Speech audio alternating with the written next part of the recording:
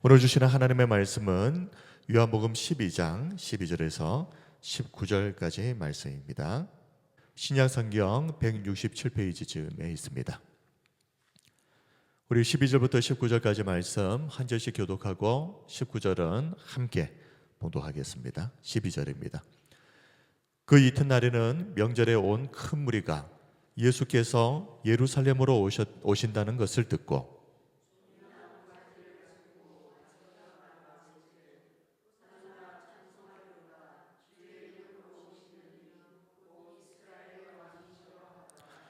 예수는 한 어린 나귀를 보고 타시니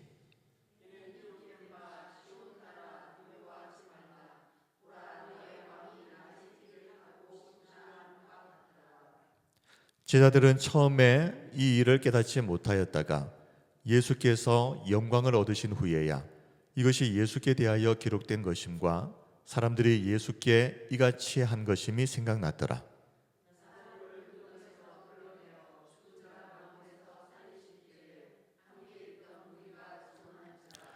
이에 무리가 예수를 맞으면 이 표적 행하심을 들었음이러라. 바리새인들이 서로 말하되 볼지어다 너희 하는 일이 쓸데없다. 보라 온 세상이 그를 따르는도다 하니라. 아멘. 오늘은 종려주일을 맞아서 예루살렘에 입성하신 유월절 어린 양이라는 제목으로 하나님의 말씀을 전하겠습니다. 오늘은 크게 두 가지를 살펴보려고 합니다. 먼저 종려주일은 예수님께서 예루살렘에 입성하신 것을 기념하는 날입니다. 이때에 이스라엘 백성들이 예수님을 맞이하면서 승리와 기쁨, 영광을 상징하는 종려나무 가지를 흔들면서 예수님을 환영했다. 그래서 종려주일이라고 부릅니다. 예수님께서 예루살렘에 입성하신 이유는 유월절 절기를 지키기 위해서였습니다. 신명기 16장 16절에서 17절 말씀을 보면 모든 유대 남자들은 1년에 3번 무교절, 칠칠절, 초막절을 성전이 있는 예루살렘에 와서 지켜야 했습니다. 우리 말씀을 보겠습니다. 너희 가운데 모든 남자는 1년에 3번 곧 무교절과 칠칠절과 초막절에 내 하나님 여호와께서 택하신 곳에서 여호와를 배웁고 빈손으로 여호와를 배웁지 말고 각 사람이 내 하나님 여호와께서 주신 복을 따라 그 힘대로 드릴지니라. 세 가지입니다. 3번의 절기를 지키라. 여기에서 이 세 절기 가운데 무교절이 바로 오늘 우리가 살펴보고 있는 유월절입니다. 그리고 두 번째는 하나님께서 택하신 곳 예루살렘에 와서 이 유월절 절기를 지키라는 것입니다. 세 절기를 지키라는 것입니다. 그리고 빈손으로 오지 말고 하나님이 주신 복에 따라 힘대로 예물을 드리라. 예수님도 이 신명기 말씀을 따라서 유월절 절기를 지키기 위해 예루살렘에 방문하셨습니다. 근데 성경을 잘 읽어보시면 예수님께서 유월절 당일날 예루살렘에 들어가신 것이 아니라는 것을 알 수 있습니다. 요한복음 12장 1절에서 13절까지의 말씀을 종합해 보면 예수님께서 입성하신 그 정확한 때를 알 수 있는데요. 유월절을 닷새 앞둔 날이었습니다. 요한복음 12장 1절을 보시면 유월절 엿새 전에 예수께서 베다니에 이르시니 이곳은 예수께서 죽은 자 가운데서 살리신 나사로가 있는 곳이라.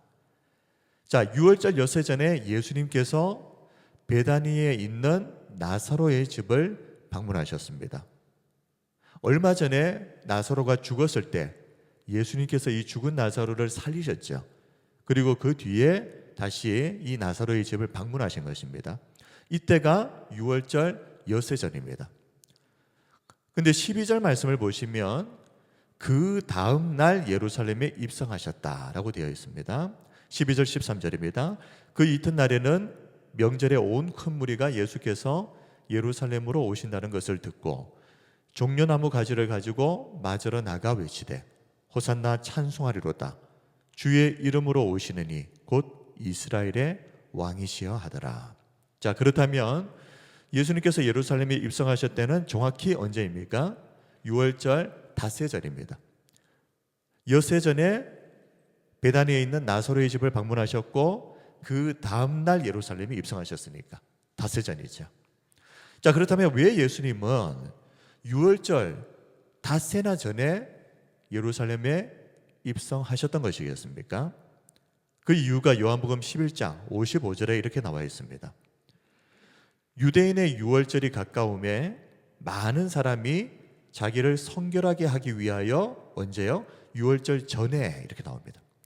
유월절 전에 시골에서 예루살렘으로 올라갔더니, 자, 요한복음 11장 55절 이 말씀을 보면 예수님만 일찍 유월절 전에 예루살렘에 들어가신 것이 아니죠. 다른 많은 유대인들도 유월절을 지키기 위해서 며칠 전부터 미리 예루살렘에 도착했다는 것을 알 수 있습니다. 그리고 그 이유는 유월절 제사를 드리기 전에 먼저 정결 예식을 행하기 위해서였습니다. 일찍부터 예루살렘을 찾았던 이 유대인들은 사실 알고 보면 대부분 예루살렘에 살고 있는 사람은 아니겠죠. 이 대부분의 사람들은 다른 지역에 그리고 다른 나라에 흩어져서 살고 있던 소위 디아스포라 유대인들입니다. 자, 이렇게 일찍 예루살렘에 도착했던 데에는 몇 가지 이유가 있는데요. 앞에서 말씀드린 것처럼 정결 예식 때문에, 그 외에도 유월절에 드릴 제물을 준비하고 또 등록하려고 하면 많은 시간이 또 걸렸습니다. 그리고 수많은 사람들이 이 예루살렘에 방문했던 때이기 때문에 숙소를 확보하기 위해서도 미리 예루살렘에 올라와야 했던 것입니다. 그리고 유대교 전승 문헌인 미시나에 따르면 절기 순례자들은 적어도 7일 전에 예루살렘에 도착해서 정결 의식과 준비를 하라 하고 권고를 하고 있습니다. 자, 그렇게 예수님도 정결 예식을 또 미리 마치시기 위해 유월절 닷새 전에 예루살렘에 입성하셨는데, 자, 이때 예수님이 예루살렘에 절기를 지키러 유월절 절기를 지키러 오신다 하는 이 소식을 들은 수많은 사람들이 나와서 예수님을 환영했고, 우리는 이 날을 오늘 종료주일로 지키고 있는 것입니다. 자, 그런데 수많은 사람들이 왜 하필이면 이스라엘의 3대 절기 중에 유월절에, 왜 유월절에 예루살렘에 입성하신 예수님을 환영했겠습니까? 유월절에 환영했다는 것은 특별한 의미가 있는 것입니다. 모든 절기가 다 중요하지만 그 중에서도 유월절은 그들의 조상들이 430년간 애굽에서 종살이 하다가 해방된 날을 기념하는 절기입니다. 그런데 지금 이스라엘 백성들은 로마의 식민 지배 아래에 있지요. 그렇기 때문에 이스라엘 백성들에게는 다른 절기보다도 이 유월절이 대단히 중요한 상징적 의미를 가지는 날이었습니다. 예수님께서 유월절에 예루살렘에 입성하실 때 이스라엘 백성들은 손에는 종려나무를 들고 흔들었고, 그리고 호산나를 외쳤는데요. 요한복음 12장 13절, 종려나무 가지를 가지고 맞으러 나가 외치되 호산나 찬송하리로다, 주의 이름으로 오시는 이 곧 이스라엘의 왕이시여 하더라. 이 나무 가지는 고대 근동에서 왕의 계선, 그러니까 전쟁에서 승리하고 돌아오는 왕을 기념하는 상징입니다. 주전 164년에 이스라엘의 마카비 혁명이라고 하는 것이 있었는데요.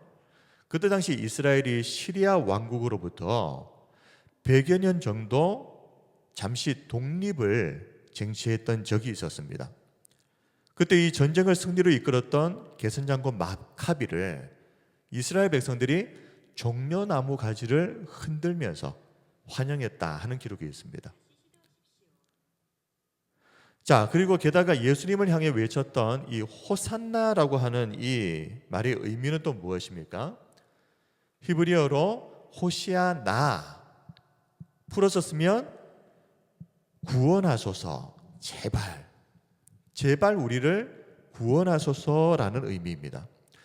이스라엘 백성들이 예수님을 향해서 호산나를 외쳤다는 것은 지금 예수님을 향해서 이 로마의 압제로부터 우리를 해방시켜 주십시오, 구원해 주십시오라는 의미를 가지고 있는 것입니다. 자, 이스라엘의 출애굽을 기념하는 이 유월절, 그리고 하필이면 그 유월절에 지금 이스라엘 백성들이 손에는 종려나무 가지를 들고 흔들고 입으로는 호산나를 외치고 있다라는 것이, 이것이 굉장히 딱 들어맞는 것입니다. 어떤 의도를 가지고 지금 이스라엘 백성들이 예수님을 환영하고 있는지를 정확하게 보여주는 것입니다. 자, 그런데 예수님은 유월절을 맞아서 예루살렘에 입성하신 것이 이스라엘 백성들이 그렇게 기대했던 것처럼 정치적인 왕이 되기 위해서가 아니었습니다. 잘 아시는 대로 유월절 어린 양 제물이 되셔서 죽으시기 위해서 지금 예루살렘에 입성하고 계십니다.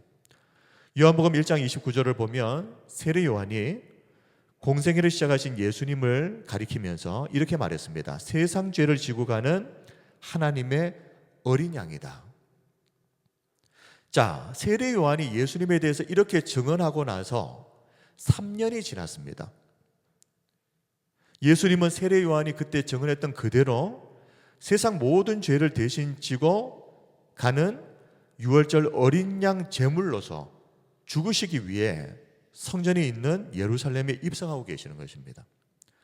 자, 그리고 앞에서 잠시 언급했던 것처럼, 자, 예수님은 유월절 닷새 전에 예루살렘에 입성하셨다라고 말씀드렸죠.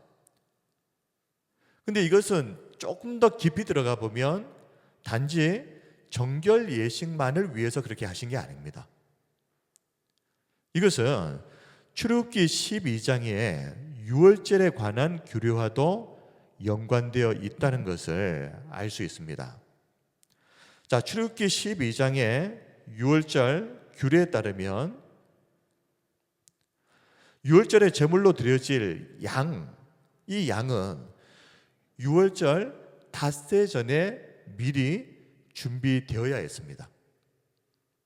자, 예수님께서는 유월절 닷새 전에 예루살렘에 들어가셨고, 출애굽기 12장의 유월절 규례에 따르면 유월절에 드려지게 될, 제물로 드려지게 될 유월절 어린 양은 닷새 전에 미리 준비가 되어야 된다. 자, 출애굽기 12장 3절 그리고 6절 말씀을 보십시오. 3절입니다. 너희는 이스라엘 온 회중에게 말하여 이르라. 이달 열흘에 너희 각자가 어린 양을 잡을지니 각 가족대로 그 식구를 위하여 어린 양을 취하되. 자, 이달 열흘. 그리고 6절을 보십시오. 이달 열 나흔 날까지 간직하였다가 해질 때에 이스라엘 회중이 그 양을 잡고. 자, 이 말씀에 따르면 유월절에 제물로 드려질 어린 양은 닷새 전에, 유월절 닷새 전에 선택이 됩니다. 그리고 5일 동안 이 양에게 혹시 흠이 없는지 철저하게 살피는 겁니다. 그리고 다섯째 날 저녁에 이 양을 제물로 드렸습니다. 자, 마찬가지로 예수님도 유월절 닷새 전에 예루살렘에 입성하셨다는 것은 무엇을 보여주는 것입니까? 출애굽기 12장에서 나오는 바로 유월절에 제물로 드려질 어린 양이 바로 예수님이시다 하는 것을 보여주는 것입니다. 자, 유월절 어린 양의 의미가 무엇입니까? 이스라엘 백성들이 유월절에 어린 양의 피를 문설주에 바릅니다. 그러면 애굽의 전역을 휩쓸었던 죽음의 사자가 이 어린 양의 피가 발려진 집은 어떻게 합니까? 넘어가 버립니다. 죽지 않는 것이죠. 넘어갔다. 패스오버. 그래서 우리가 넘어갔다는 의미로 유월절이라고 부르는 겁니다. 유월했다는 것입니다. 자, 그런데 이제 곧 예수님께서도 유월절 어린 양이 되시죠. 십자가에서 죽으십니다. 그리고 그를 믿는 모든 자에게 어떤 일이 벌어진다는 것입니까? 패스오버. 죄로 인한 심판과 저주가 넘어가는 이 역사가 이제 곧 예수님이 유월절 어린 양이 되셔서 죽으실 때 바로 그 일이 일어나게 된다는 것입니다. 우리 사랑하는 성도 여러분, 오늘 이 시간 사람들이 환영하고 기대했던 이스라엘의 왕으로서가 아니라 온 세상의 죄를 짊어지고 가는 하나님의 어린 양으로서 제물로 죽으시기 위해 예루살렘에 입성하셨던 이 예수님을 우리가 깊이 묵상하고 또 주님을 찬양하는 시간이 되시길 바랍니다. 자, 그런데 예수님께서 예루살렘에 입성하신 이유가 왕이 되시기 위해서가 아니라 죽으시기 위해서라는 것을 알고 있었던 사람이 있었습니다. 그 사람이 바로 나사로의 여동생이었던 마리아입니다. 요한복음 12장 1절에서 8절을 보면 이때는 예수님께서 예루살렘에 입성하시기 바로 전날입니다. 예수님께서 그때 나사로의 집을 방문하셨다고 말씀드렸죠.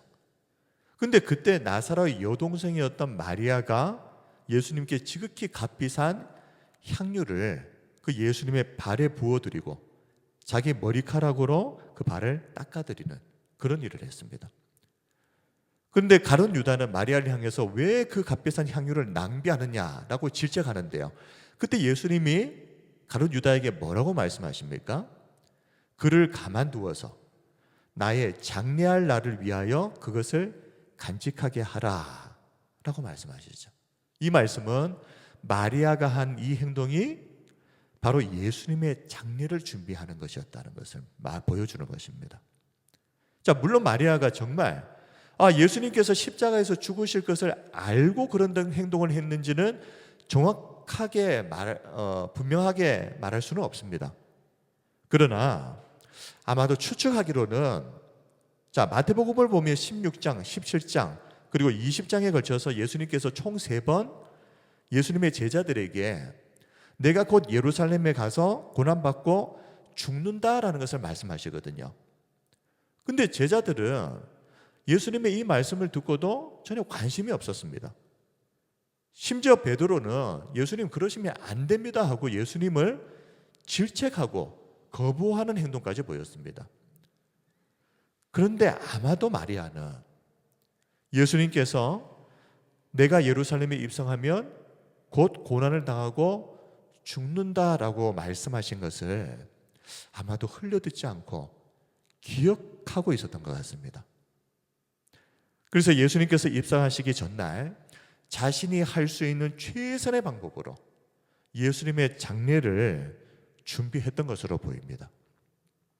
우리는 마리아를 통해서 오늘 우리가 종료주일을 어떤 마음가짐으로 보내야 하는가에 대한 중요한 교훈을 배우게 됩니다. 마리아처럼 유월절 어린 양이 되시기 위해서 죽으러 예루살렘에 입성하셨던 그 예수님을 기억하면서 이 날을 경건하게 보내는 우리 모든 성도님들이 다 되시길 바랍니다. 여기까지 우리는 예수님께서 유월절에 제물로 드려질 어린 양이 되시기 위해서 예루살렘에 입성하셨다는 것에 대해서 살펴보았습니다.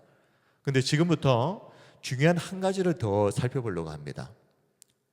사실 저는 그동안 종료주일을 지낼 때마다 항상 풀리지 않는 한 가지 의문이 있었습니다. 그것은 예루살렘에 입성하시는 예수님을 그렇게 환영했던 사람들이 도대체 한 주간 동안 무슨 일이 있었길래 갑자기 예수님을 십자가에 못 박으라고 외치는 폭도들로 변해버렸는가 하는 것입니다. 사실 사복음서 전체를 다 살펴보아도 그렇게 사람들이 갑자기 예수님께 등을 돌릴 만한 특별한 내용이 보이질 않습니다.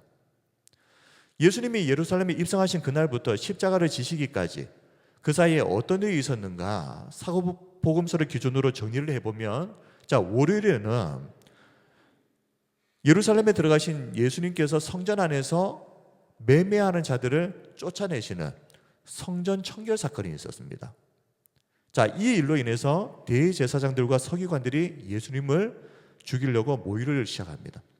그리고 화요일이 되면 성전에서 예수님이 대제사장, 바리새인, 사두개인들과 치열하게 논쟁을 벌이시는데 예수님의 권위에 대한 문제, 그리고 세금 문제, 부활 논쟁, 그리고 가장 큰 계명이 무엇이냐, 이런 것을 가지고 이 사람들이 예수님과 논쟁을 벌이는 그때가 화요일입니다. 그리고 수요일에는 별 일이 없습니다. 그리고 목요일 드디어 최후의 만찬을 하시고 제자들의 발을 씻기시죠. 그리고 이 일이 있은 후에 겟세마네 동산에서 기도하시고, 그리고 어떤 일이 벌어집니까? 예수님이 체포되시는 겁니다. 자, 물론 성전에서 예수님께서 로마가 아닌 유대 지도자들을 책망하셨던 것, 그리고 마태복음 21장에 나오는 그 예수님의 성전 청결 사건, 이런 것들만 보면 예수님께서는 로마가 아닌 이스라엘을 향해서 오히려 칼끝을 겨누는 듯한 그런 느낌을 주었을 가능성은 있습니다. 그러나 그렇다고 해서 이런 일 때문에 그렇게 예수님을 환영했던 사람들이 갑자기 분위기가 바뀌어서 예수님을 향해서 등을 돌려버렸다, 쉽게 납득이 가지 않는 겁니다. 그렇다면 가능성은 한 가지입니다.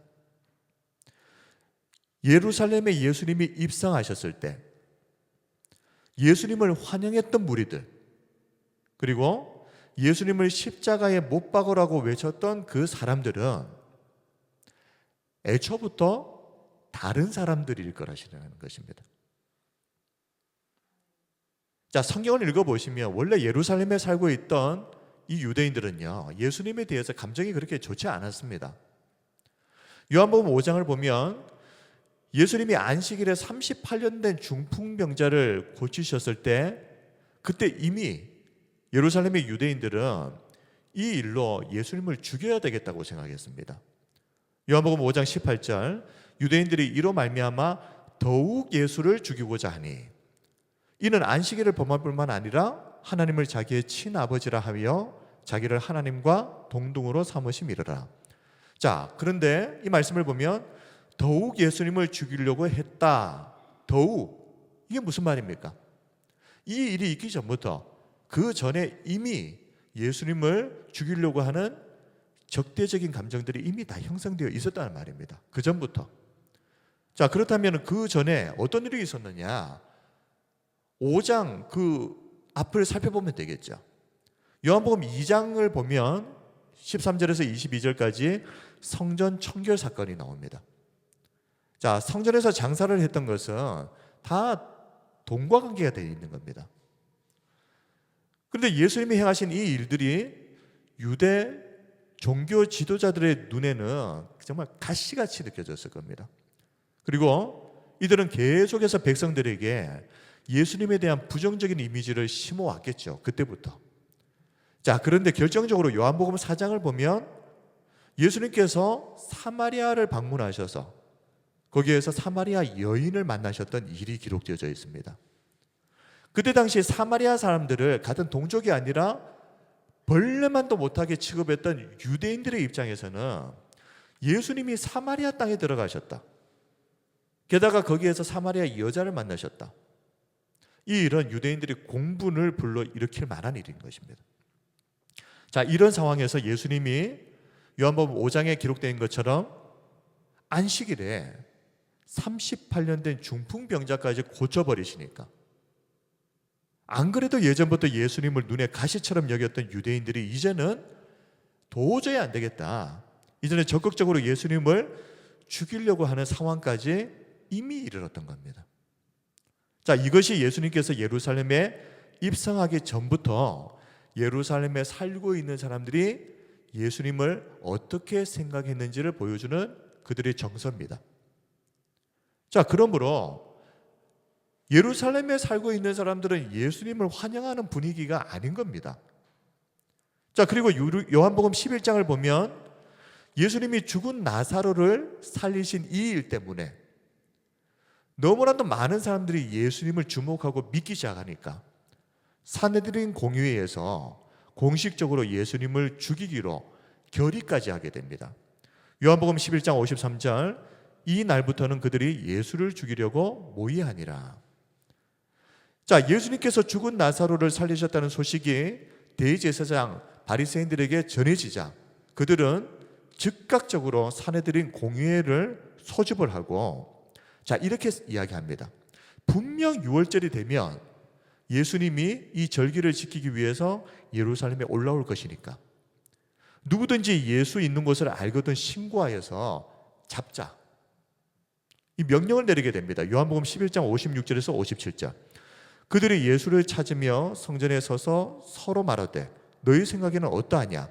그가 명절에 오지 아니하겠느냐 하니, 이런 대제사장들과 바리새인들이 누구든지 예수 있는 곳을 알거든 신고하여 잡게 하라 명령하였음이라.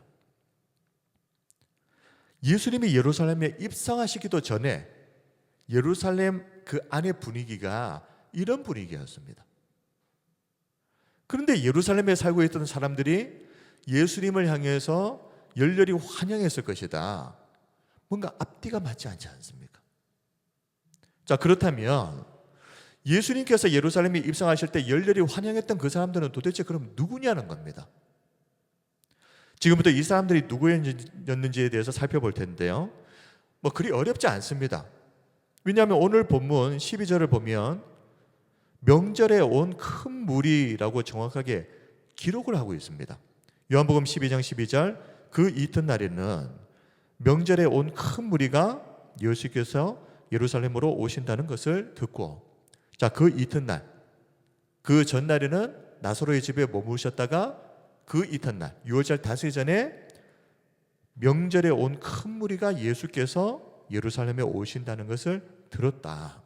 자, 명절에 온 큰 무리가 누굽니까?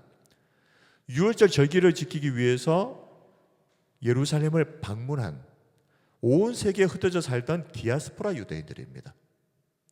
똑같은 유대인이 아닙니다. 자, 디아스포라라고 하는 말은 헬라어로 흩어진 사람들.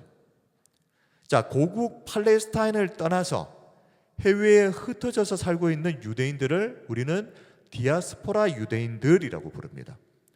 자, 그러면 언제부터 디아스포라 유대인들이 시작되었는가? 이스라엘 역사를 살펴보면 북이스라엘이 아수르에 멸망을 하죠.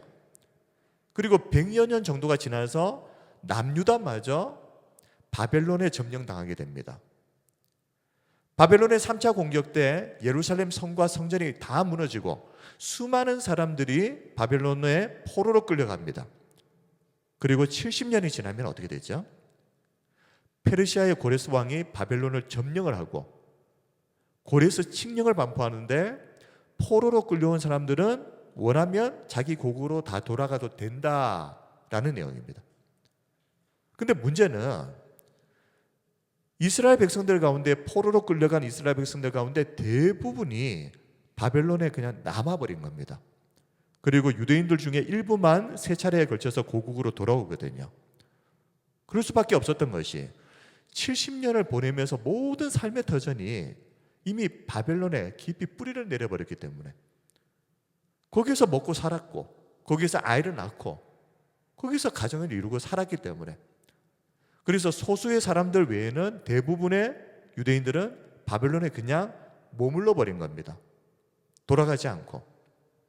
자, 바벨론에 남아 있었던 유대인들 중에 한 사람이 우리가 잘 알고 있는 나중에 페르시아의 왕비가 된 에스더. 에스더가 그때 포로 귀환할 때 돌아가지 않고 바벨론에 그냥 끝까지 남아 살았던 사람입니다. 자, 방금 대부분의 유대인들이 바벨론에 남아 있었다라고 했지 않습니까? 근데 이 유대인들이 나중에, 자, 헬라 시대가 되면 알렉산더 대왕의 정복, 또 그리고 헬레니즘 문화의 확산, 이런 것들을 통해서 이 사람들이 애굽, 시리아, 로마, 아시아, 갈라디아, 가파도기아 이런 여러 나라에 흩어져 버리게 된 겁니다. 이렇게 여러 나라로 흩어져서 살았던 디아스포라 유대인들은 히브리어 대신에 국제 공용어였던 아람어, 헬라어를 사용하고, 그리고 성전이 없었으니까 회당을 중심으로 해서 율법과 유대 전통을 이어갔습니다. 그런데 이 디아스포라 유대인들이 언제요? 새 절기가 되면 이 절기를 지키기 위해서 사랑하는 고국 예루살렘으로 모여든 겁니다. 자, 이 때문에 예루살렘은 이 새 절기만 되면 수십만 명이 모여드는 국제도시가 됩니다. 근데 요세푸스의 기록에 따르면 이걸 믿을 수 있을지는 모르겠지만 6월절 절기 때는 200만 명 이상이 예루살렘에 모이기도 했다라는 기록이 있습니다. 자, 성경에 보면 큰 무리라고 나왔지 않습니까? 그리고 사도행전 2장 5절을 보면 천하 각국으로부터 예루살렘에 모여든 경건한 유대인들이 나옵니다. 이 사람들이 바로 디아스포라 유대인들입니다. 자, 그렇다면 디아스포라 유대인들은 왜 그렇게도 예수님을 향해서 열광하고 또 열렬히 환영했던 것일까? 자, 이들은 우리로 치면 제일교포, 재미동포 이런 사람들이죠. 자, 외국에 나가면 누구나 애국자가 된다라는 말이 있습니다. 막상 외국에 나가면요, 내가 대한민국 국민이라고 하는 이 정체성이 더 강해집니다. 그래서 그냥 외국 길거리를 걸어 다니다가 한국 노래만 들려도 눈물이 핑 돌고, 그리고 외국에 있으면요, 오히려 국내에 있는 사람들보다 이 한국의 정치나 또 사회적 문제들에 대해서 관심이 훨씬 많다고 그럽니다. 그래서 뭐 대통령 선거를 할 때 외국에 있는 재외 동포들도 투표를 하는데 투표율이 굉장히 높은 이유가 바로 그것 때문입니다. 디아스포라 유대인들도 마찬가지 아니겠습니까? 정작 예루살렘에 살고 있는 본토 유대인들은요, 시간이 흐르면서 그냥 자연스럽게 로마의 식민지 상태를 그냥 받아들이고 그냥 그렇게 살고 있습니다. 그런데 온 세계에 흩어져 나라도 없이 살고 있던 이 디아스포라 유대인들은 그렇지 않은 겁니다. 오래전 나라를 잃고 여기저기 흩어져서 타향살을 하면서 얼마나 많은 차별을 받았겠습니까? 또 억울한 일은 얼마나 많았겠습니까? 그러다 보니 고국에 대한 향수 그리고 사랑은 이 본토에 살고 있는 사람들과는 비교도 할 수 없을 정도로 큰 겁니다. 그리고 이들의 마음속에는 항상 무슨 생각이 있느냐? 반드시 우리 이스라엘이 로마로부터 독립해서 떳떳한 한 나라로 세워지기를 누구보다도 간절히 염원하는 마음이 이 온 세계에 흩어져 있는 디아스포라 유대인들의 마음에 있는 겁니다. 자, 그런데 이 사람들이 방문한 날이 다른 날도 아닌 유월절, 애굽으로부터 이스라엘이 해방되었던 유월절이었으니 더 그렇지 않겠습니까? 자, 그런 점에서 이 디아스포라 유대인들이 절기를 맞아서 예루살렘을 방문했던 것은 단순히 종교 행사에 참여하는 그런 정도의 의미가 아닙니다. 먼 나라에서 수천 킬로를 여행해서 예루살렘에 도착하고, 그리고 고향 땅의 흙을 밟고 예루살렘 성전 앞에서 기도할 때 이들의 마음속에는 이 나라가 속히 로마로부터 독립하기를 간절히 바라는 그 염원이 그 마음속에 가득한 것입니다. 자, 그런데 예루살렘에 도착해 보니까요, 아니 예수님이라고 하는 한 위대한 분이 예루살렘을 방문하신다는 소식이 들리는 겁니다. 근데 이분에 대해서 소식을 들어보니까요, 어떤 분인가, 수많은 병자들을 고치시고 심지어 얼마 전에는 죽은 나사로까지 살리신 분. 게다가 예수님이 전하신 그 말씀은 지금까지 바리새인들과 서기관들에게서는 찾아볼 수 없었던 너무나도 놀라운 신적 권위를 가진 말씀을 이 예수님이 선포하시더라. 그리고 오병이어의 기적에 관한 일들, 예수님이 무리를 걸으셨던 사건들, 이런 소식들을 다 듣지 않았겠습니까?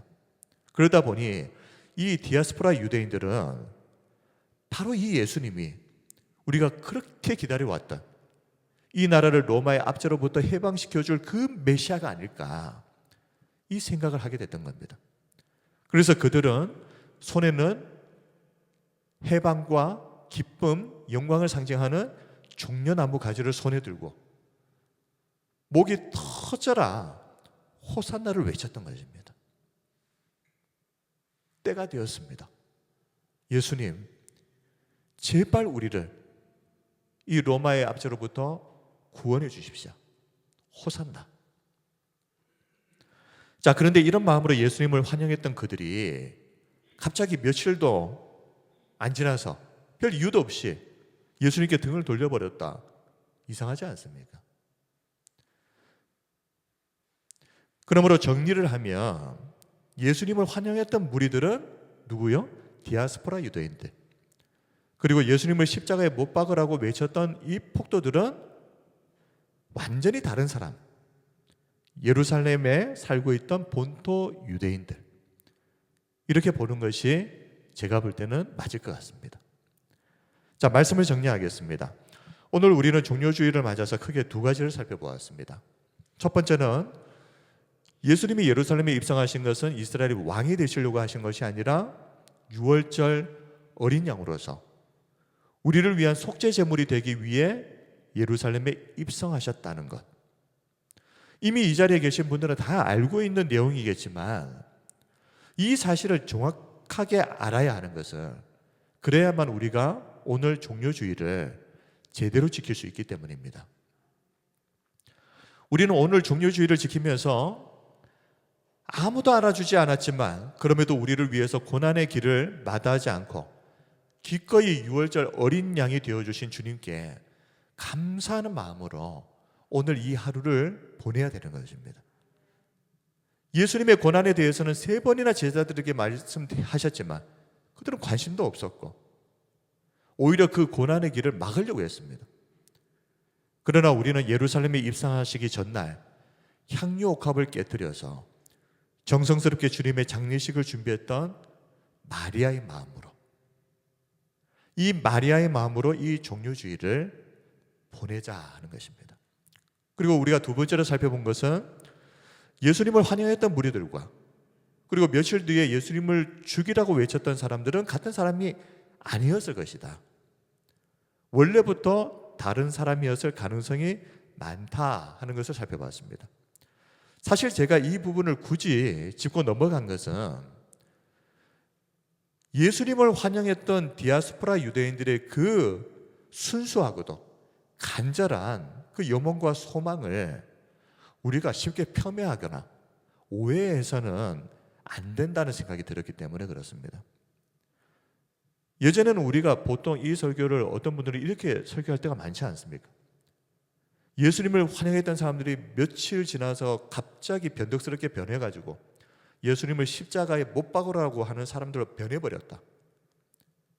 사실 그렇게 해석을 해버리게 되면 정말 이스라엘의 독립을 바라보면서 순수한 마음으로 호산나를 외쳤던 디아스포라 유대인들을 너무나도 크게 오해하게 되기 때문에 이 부분을 짚고 넘어간 것입니다.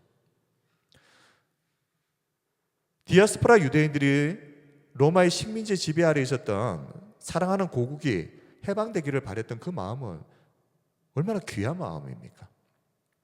그래서 이 사람들을 우리가 오해해서는 안 되겠다. 자, 오늘 종료주의를 보내면서 그 어느 때보다도 우리를 위해서 기꺼이 유월절 제물이 되시기 위해 예루살렘에 입성하신 예수님께 감사하는 하루를 보내시기 바랍니다. 그리고 이어서 우리가 성찬식을 가지게 됩니다. 이 시간을 통해서 우리를 위해 피 흘리시고 살 찢으신 주님을 기억하면서 경건한 마음으로 성찬식에 임하는 우리 모든 성도님들이 되시기를 주님의 이름으로 축원드립니다. 이제 우리 찬송 드리고 우리 하나님께 기도하겠습니다.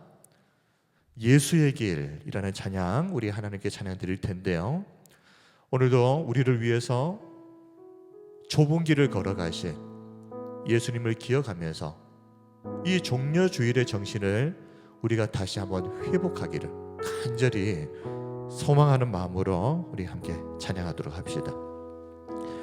안개 속에서 주님을 보내 아무도 없을 것 같던 그곳에서 손 내미셔서 나를 붙드네 길 잃고 쓰러져 가던 그곳에서 주 말씀하시네 내 손 잡으라고 내가 곧 길이요 진리 생명이니 나 그 길을 보내 주 예비하신 곳 다른 길로 돌아서지 않으리 예수의 길 그 좁은 길 나는 건네 주 손잡고 그 무엇도 않네. 주님 주신 약속 내게 있으니 세상의 길, 그 험한 길 승리하네. 성령으로 그 무엇도 바라지 않네. 저 하늘에 내 소망이 있으니 예수의 길, 예수의 길, 그 좁은 길 나는 건네. 주 손잡고 그 무엇도 두렵지 않네. 주님 주신 약속 내게 있으니 세상의 길, 그 험한 길 승리하네. 성령으로 그 무엇도 바라지 않네. 저 하늘에 내 소망 있으니 내 평생에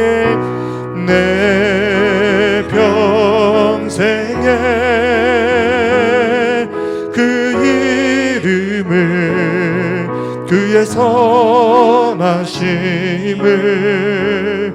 세상에 노래합니다. 그 이름에 그 신능력, 영원한 생명이 내 삶의 이유라. 우리 마지막으로 선포합니다. 내 평생에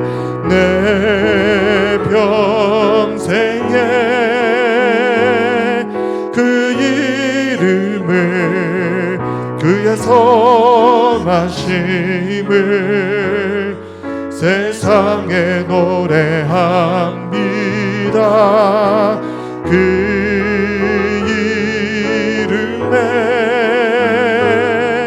그 신능력, 영원한 생명이 내 삶의 이유라. 이제 우리 함께 기도합시다. 종료주일을 맞아서 우리를 위해서 대신 죽으시기 위해 유월절 어린 양 제물이 되시려고 예루살렘에 입성하신 그 주님을 기억하면서 오늘 이 시간 그 주님의 은혜에 더 감사하며 그 은혜를 찬양하는 우리의 인생이 될 수 있도록 우리 기도하겠습니다. 그리고 종료주일을 통하여서 우리에게 겸손이 회복되어지고 주님을 사랑하는 마음이 회복되어지는 그런 은혜가 있도록, 그리고 이어질 성찬식을 위해서 우리 함께 통성으로 합심해서 찬양 기도하겠습니다. 은혜와 사랑이 풍성하신 우리 하나님 아버지, 오늘도 저희들을 주의 자리에 불러주셔서 종료주일로 지키게 하시니 감사합니다. 우리를 위하여 유월절 어린 양 제물이 되시기 위해 예루살렘에 입성하셨던 그 주님을 찬양합니다. 감사합니다. 아버지 하나님, 종료주일을 통하여서 우리의 마음 가운데에 주님을 향한 감사와 찬양이 가볍게 회복되어지는 은혜의 시간 되게 하여 주시고 온 마음을 다하여서 하나님의 영광을 바라보는 이 시간 되게 하여 주시옵소서. 이어서 성찬식이 이어집니다. 하나님, 이 시간 이 자리 가운데 우리와 함께 하여 주시고 성찬의 귀한 예식을 통하여서 우리의 마음에 하나님이 부어주시는 크신 은혜가 있기를 소원하오며 살아계신 예수님 이름으로 기도드립니다. 아멘.